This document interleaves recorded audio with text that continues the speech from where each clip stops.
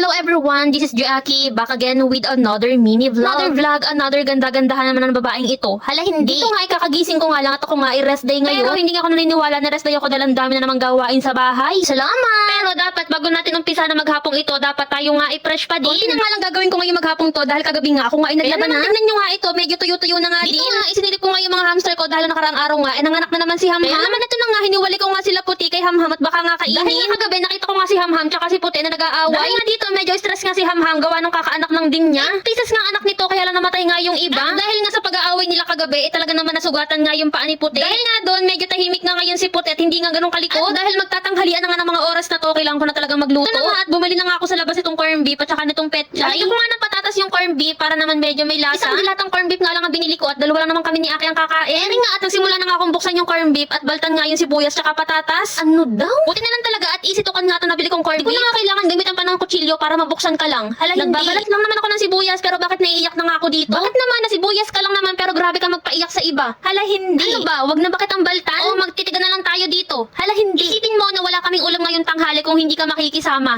Hala o. Di naman tayo kay patatas tapos ko na nga siyang balatan at hihiwaan ko na nga din. Tama ba hihiwaan o hahatiin? O sino mag-a-adjust? Hala hindi. Dito nga ipinakuluan ko muna yung patatas para medyo malambot. At habang kumukulo nga dyan yung patatas pinapalambot ko nga ako nga muna ay nag-ayos dito tinaas ko muna nga yung kurtina. 5 minuto ko lang itong pinakuluan at hinango ko na nga din. Dito nga ay nagsimula na nga ako magprito. Magprito ba o maggisa? Basta nagsimula na nga ako dyan magluto. Meron na nga at naglagay na nga ako ng mantika dito nga sa kawali. Tapos tinanggal ko na nga yung tubig ng patatas. Pero syempre ito na nga ginisa ko na nga yung ating sibuyas. At nilagay na nga rin yung patatas. Ayan na to, step by step ba? Hala hindi. Dito nga medyo inante ko muna mag-toasted yung patatas at saka yung sibuyas. Habang inante ko nga na makulo nga yung aking nakasalang na yan, ako nga muna ay nag-umpisa muna maghugas itong aming kaldero. Dahil nga ako nga magsasaing na nga din. Alam ka namang may ulam tayo tapos wala naman tayong kanin. Eri na nga at kumulo na nga o naging toasted na yung aming patatas kaya naman nilagay ko na nga yung corned beef. Ito na nga at hinalo-halo ko na nga para kumapit nga yung lasa ng corned beef dun sa patatas. Nagigets nyo ba? Mag-YouTube na lang kayo. Hala hindi. Eri nga at nagsaing na nga ako para magkasabay na ng luto. Dahil nga anong oras na nga ito? Di na nga ito umagahan, ito nga itanghalian na. Kami nakatipid pa. Hala hindi. Yung gata na nga ang sinaing ko, pakiramdam ko kasi mabibitin ako sa dalawang gata. Dahil masarap nga ang aming ulam. Eri na nga at natapos na nga at naluto na nga itong ating corned beef kaya naman isasaling ko na nga dito sa aming mangkok. Dito nga sa petchay, ang gagawin ko naman dito ay aking ilalaga nga lang. Ano nga kumuha na nga ako ng isang lagayan para nga mapakuluan ko na nga. Hindi kita maabot-abot. Dito nga habang nakasala nga yung petchay, ako nga muna ay naghugas ng mga pinagamitan ko dito. Para naman mabawasan yung laman ng lababo dahil sobrang sikip na nga. Umpisa pa nga lang araw pero tinatamad na nga akong kumilos. Ano naman si aking nga iwalang paso. Baka naman gusto ko na lang tong utusan ng utusan dito. Dahil total naman rest day naman ako, siya naman ang kumilos sa bahay. Pero alam ko nga ang lahat ng iyon dahil nga pagkagising ko, naunahan niya na ako mag-utos. Ano ka utusan yung kung naunahan na nga niya ako mag-utos? Ako man